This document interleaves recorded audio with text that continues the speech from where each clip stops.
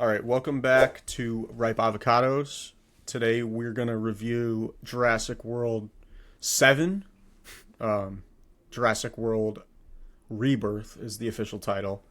If you don't know how this works, we're going to summarize the movie and then talk about it with our four categories. And if you don't want that spoiled, you know the drill. Just skip to the score section on the timestamps and you won't get it spoiled.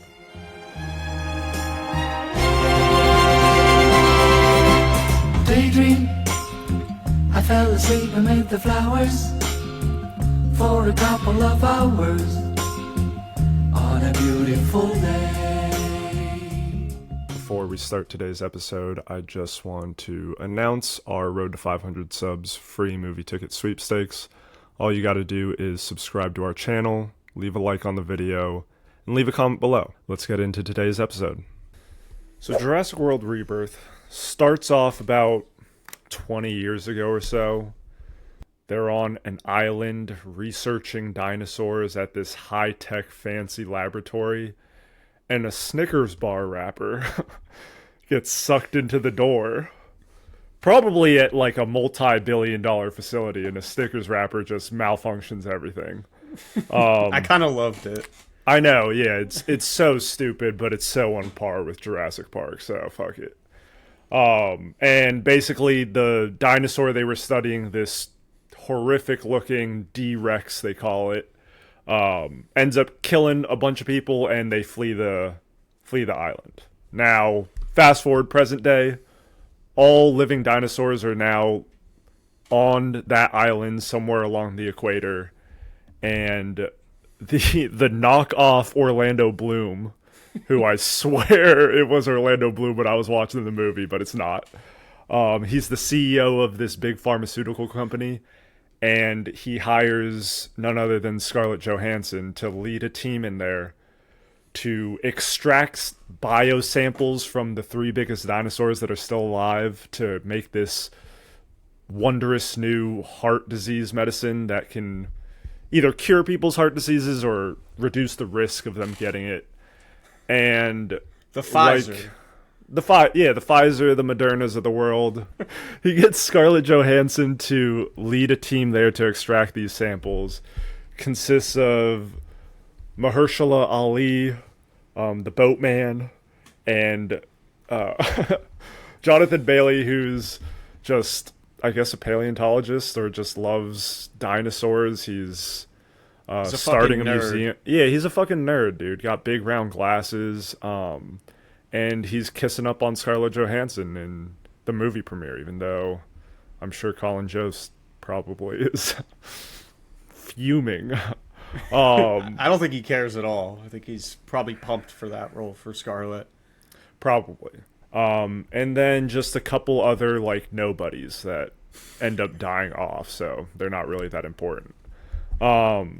They go there, they're extracting samples. Along the way, they encounter probably the dumbest father of all time, because everyone in the world knows that dinosaurs still exist, and they live somewhere on the island near the equator, and he decides to take his two daughters and one of the daughter's boyfriends on a sailing trip near the islands around the equator. So I don't know what the fuck he was thinking, but Scarlett Johansson's team encounters them, they save them, then they end up splitting up, and they're scouring the island for these samples. The family's trying to stay alive. They come together at the end.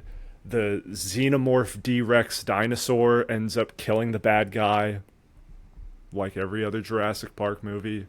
And everyone who you think will live ends up living. Well That's said. Jurassic Park, or Jurassic World Rebirth. So let's do the scores here. Entertainment is first, as always. I went 7.2 here. I went 6.5. Characters, I gave as 3.9. Characters, I gave a 5.0. I went 7.0 for cinematography. 7.0, same. And then 4.0 for writing. I went 5.0 for writing.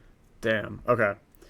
So I didn't think this was bad, but that's kind of where we are in terms of this franchise. All of these movies are just they're just cash grabs at this point. But I thought this movie was pretty entertaining from a raw standpoint. There was some big ass dinosaurs in here. I mean, I didn't really like the fact that the big boss at the end, or the final boss, literally looked like a xenomorph. I thought they could have just given it a T-Rex face or something it was like that. so ugly. There were a good amount of pretty not heart wrenching, but high blood pressure scenes. At least the T-Rex scene I thought was cool. The When the family's on the raft and the T-Rex is chasing them. I mean, I don't know what the hell that raft was made out of, but this little girl dodged every Dora the Explorer. Yeah, Charles Darwin would have had a fit if he watched that shit. But no, I mean, there's a sprinkle of all different sorts of dinosaurs. I was saying to you before we started, I just didn't think they had as much variety. Like, I don't think we got an Ankylosaurus, or we had like one Bronchiosaurus scene. And at this point, I mean, there's only so many times you can have two white guys like running through a field with some theropods like going by them, and to get the same dramatic feeling that we got from like the original and even Jurassic World when that came back. I know it brought back a lot of nostalgia for people, but there are some really sick scenes in this movie. I mean, the D-Rex grabbing the helicopter out of the air. That's probably one of the best scenes in the movie, because it's so hazy, you can't see anything. You just see the light of the helicopter coming, and then it's in the jaw of one of the ugliest looking dinosaurs of all time. Yeah, and I honestly didn't see that coming. I think I saw every other thing in the movie coming, but it doesn't mean it wasn't cool to look at, you know? I thought the Spinosaurus hunting with the Mosasaurus when they're first coming into the island was fucking sick. I didn't know that was an actual thing. It also makes me question how paleontologists even know exactly how these things hunted or whatever. It makes me kind of think about that, but you're not really supposed to be doing any of that shit when you're watching these movies. Just know that the dinosaurs are trying to eat them at all times, and just take it in, you know? But how many times are we going to let movies slide with the whole, like, hot girl but no personality trope? Because, like, this movie was visually stunning. I'll give it that. Cinematography was the highest score I gave, and, like, some of the dinosaurs look cool. Yeah, I think that big boss dinosaur looked ugly as shit, but again, like, how many more dinosaurs can you introduce into the franchise, right? Like, we're 7 movies deep. They gotta start altering these dinosaurs to make the new big bad look crazy. I just think they went a little overboard with this one. But yeah, it was a pretty movie, but again, it was, you know what's gonna happen. Mm-hmm. Every step of the way. Maybe we need a prequel mixed in here. I doubt they're going to do another 3 or 2 more with this cast. Maybe they will. I mean, the theater I was in was sold out when I saw this thing, and it wasn't even opening weekend. They've got their fans, and they're probably not going to steer away from what's got them here, you know? But overall, I mean, this movie had some glaring plot holes, as we're alluding to, but the other major thing, that the reason I kind of knack the entertainment, it's not as high as I would put some of the better movies in this franchise, is the first 30 minutes of build-up was utterly, you could have cut all of it, in my opinion. They try to really give us some alluding to how well connected these characters are, and we could probably transition into the characters now, but we've got Mahershala. How do you say his name? You just cursed me right there. Remy Danton from House of Cards. Failed Blade, and the White Widow are they're on this ship, just talking about characters off screen that I know I'm never getting a backstory from. Nor did I care to begin with, but they try to humanize Scarlett Johansson and Remy Danton on this boat, and I'm like, dude, just show me the fucking T-Rex. Like, I don't care at all about what these people are talking about. That whole scene where they're clearly trying to get more money out of the dumb white CEO Orlando Bloom dude. It's like, we know what you're trying to do here. Like, there was no plot twist throughout this movie. There was no, oh wow, I didn't expect that. There was a guy in like the 12th row that got completely spoofed when the first guy got eaten by a Spinosaurus. But they Really? no. Okay, I was about to say. They actually just made that joke twice too when they're ripping off Rupert Friend for we just get it. Like this is the same plot in all these movies. It's some rich guy funds the park and doesn't want to put human safety over money. And it always transpires this way, and that's where we're at. The dinosaurs looked cool, and the family, I thought the boyfriend was pretty funny. Yeah, he was definitely the saving grace of the movie, along with Dolores, the little dinosaur that Dora the Explorer adopts. She's a little girl with a backpack. no other reference points. No, yeah, I mean it was really dumb. The little girl is fine. I mean, we've seen kids in Jurassic Park movies forever now. We get it. They're gonna be really stupid and luck their way into living because they're children, and these aren't rated R. There's no substance to any of them. We understand who they all are when we meet them. Zero of them change by the end of the movie. I guess Scarlett Johansson decides she doesn't want $10 million. She just wants no money. Yeah. And she wants the world to heal. I would have never, ever done that. Also, CEO of a big pharma company, you're offering me $10 million to encounter the 3 biggest dinosaurs? No. Also, I need 100 mil at least. He did not need as many people as he did to even complete this excursion. There's just too many characters in general, and I thought we were going to kill off at least 2 or 3 of the family members before they got to the island, but sure enough... Wait, hold on. Which 2 family members would you have killed off? I thought the boyfriend was dead for sure when he's in the water. That was nuts. And when he outswam the dinosaur? Yeah, and I thought the dad was for sure dead at that point too. Now you said 2 to 3. Which is it, the little girl or the... No, the little girl would have always been fine. Okay. She has plot armor, and the sister would have been fine. But I don't know, man. The characters just sucked in this movie. Yeah. So cinematography was decent, I would say. I mean, they always incorporate the original score of this movie, which is good. I don't think it's Interstellar worthy or Pirates of the Caribbean or Star Wars or whatever. I don't think it's that elite, but it's still a fairly good soundtrack. I mean, some people probably love it way more than I do, but music's fine.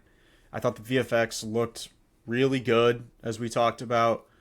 And then they have that one Bronchiosaurus scene, which was really cool. I just thought all the dinosaurs looked very good. And obviously, over time, with better technology, they're going to continue. We would expect that. Yeah, they're going to make them look good. The helicopter scene we already alluded to, that was probably like the saving grace. Just special effects wise, I mean, it looked really sick, and it actually took me for a loop. I wasn't expecting it to happen the way it did. But yeah, it's just not anything that we haven't seen in this franchise in particular. Yeah. Also that last scene where Mahershala Ali lights the flare and is walking through like Robert Pattinson in the Batman, just leading the D-Rex away. How the fuck he got out of that, I don't know. But of course he did. But that scene looked pretty sick too. Anything where it's a dark setting and a red flare glowing, like, it's gonna look cool. They love red flares in this universe. They do that shit with the T-Rex too. I mean, just turn your brain off to why the D-Rex doesn't take one step and just pummel him in the face, crush his whole body. Or lean in and eat him. Who knows? Yeah, what else for cinematography? I mean, it's all very dark. I mean, Actually, no, it's really Not not. really. Yeah, No, it's not. no. Just the last Whenever the D-Rex is popping around, it's dark. And that makes sense. Yeah. Because they're trying to hide that ugly ass face of his. I did Anything to not. If we had seen the D-Rex in daylight, I might have thrown up. Yeah, I mean that thing was fucking hideous. And they're obsessed too with that shot where they show like the poor worker who doesn't get out at the very beginning of these movies. They always just put the dinosaur behind it. It probably saves them a lot of money, but I don't know. I think you could probably mix that up a little bit. It seems like that same scene has just been recycled a shit ton of times. So let's rip the writing now. This is the last category, so we got 4-0 and 5-0 Who the here. fuck wrote this? Yeah, I don't know how Remy Danton doesn't die in that scene you were talking about at the very end. It's just completely thrown under the rug, like no one would notice anything. I honestly think they just hoped the viewers would forget about it, or they had something else written in there and just were like, "Fuck it, let's just keep him alive here." I also was wondering. It would have been cooler if he did like a toothless thing where Mahershala Ali just put his hand out and the D-Rex put his face up to it, and then Mahershala Ali is riding the D-Rex. Yeah, he mounts it. Yeah. That would have been a way better movie. He takes King's Landing at the very end. Yeah, we got to mention our boy Ed Skrein, who gets destroyed on the boat. The fucking dickhead that doesn't care about anyone. I called his death too. Oh, in theater. we I was knew. like, that guy's dying first. Yeah. Anybody that whips out the gun right away and is being overly aggressive, the dinosaurs always kill him first. Yeah. Any like attractive, narcissistic dickhead going to get absolutely chomped. That's so personal. Yeah, also, okay, so we have this really oblivious family to everything, all these elements. The way they're just able to find this village and meet up with the whole rest of the gang at the very end of the movie made zero sense at all. It was almost perfect timing, you could say. They meet up and then they're all able to get away and escape ravenous dinosaurs. There's like raptors and fucking pterodactyls chasing. Yeah. Just human beings, 3 of which are under the age of like 19. And I know. What's the trauma that follows that? Because they seemed fine throughout the whole movie, which is crazy after almost being eaten like 5 times. But I'd imagine that little girl's gonna hear a bird caw or something, and she's gonna hide under her desk or something. Yeah, she's definitely gonna need a lot of therapy to make her life somewhat normal again. I don't think I would ever go on the water again. Let alone CPS needs to be called on the father too for taking the kids out immediately. there. I mean, I don't know how you're even allowed to take a sailboat on the ocean. In general, I would never want to be on a sailboat on the ocean. No. It just seems pretty freaky. I don't even like sharks, so knowing a mosasaurus was swimming nearby and then you're on a fucking sailboat, I mean that was absolutely ridiculous. But yeah, I just didn't get how the mosasaurus doesn't come back for them again when they're just riding out on a raft. I mean, it basically it took out their fucking boat like a yacht, and it's just like, nah, we'll let this raft just get on out of here, you know? It's no big deal. Just this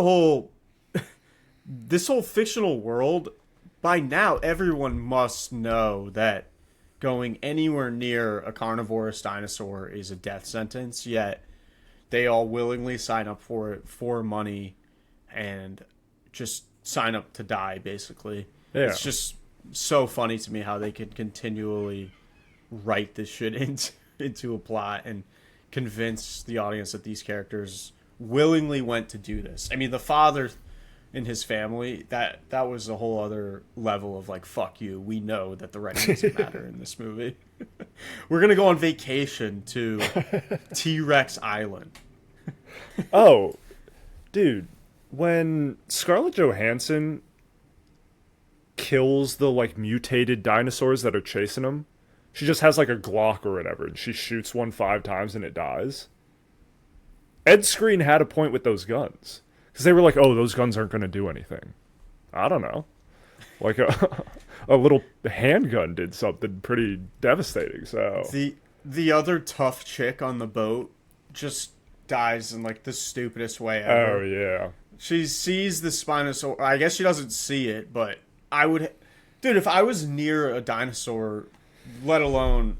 If I was on Dinosaur Island, I'm doing a 360 at all times. I'm keeping my head on a swivel. I'm Adam West and Batman, just on a swivel the whole time. Yeah. Just rotating around. And she just...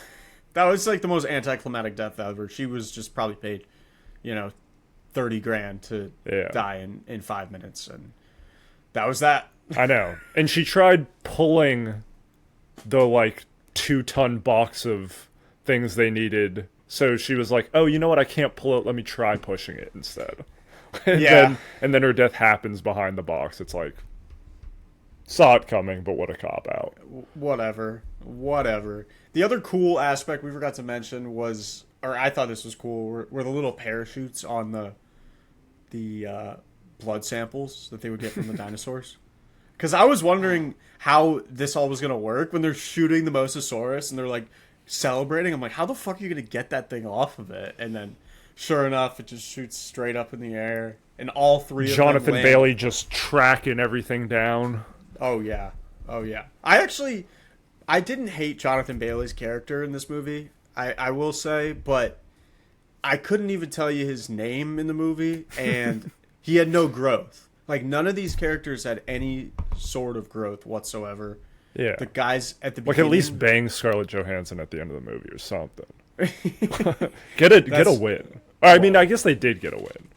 Yeah. They cured the planet of heart disease, but... They killed the evil CEO, who was the real problem. Yeah. There's no way that this medicine will end up into the wrong hands, because hopefully it does end up in the right hands and we don't have another iteration of this cast of characters. Like I said, I would prefer a prequel maybe to the original Park. I think you could do something with that, because in my opinion, when you do stuff with prequels, you have to go back and address the earlier characters of the IP and make it relate more than what this has become. It's a complete cash grab. It's all of these movies since the second one are just cash grabs. Although, like, Spielberg did the second one, I feel like they had a little bit more direction, and then they were like, let's throw Chris Pratt in here, which is fine by me.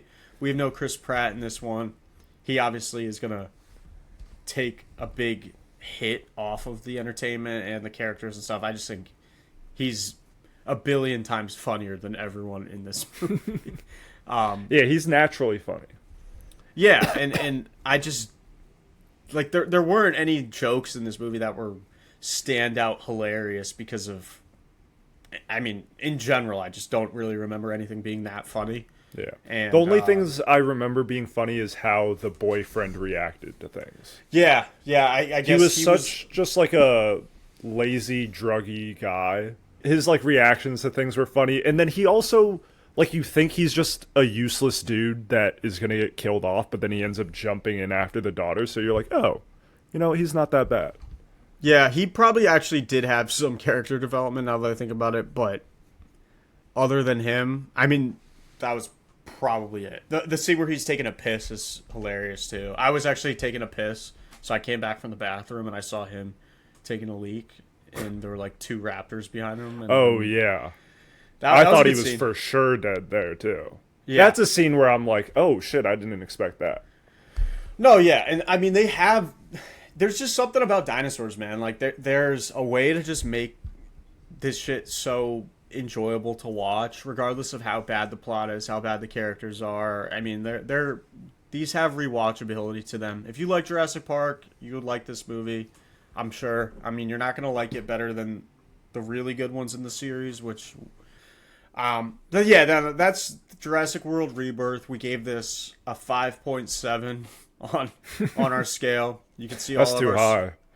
Yeah, it is pretty high. I mean, we've been going through some pretty mid movies as of late. Not too many great things in the theaters as of late, but we've got some cool stuff coming into the box office now. So catch us every Tuesday here at Ripe Avocados podcast on YouTube, on TikTok, on everything. And you can see all of our scores on our website, which will be linked in our bio as well. But until next Tuesday, peace out. Deuces.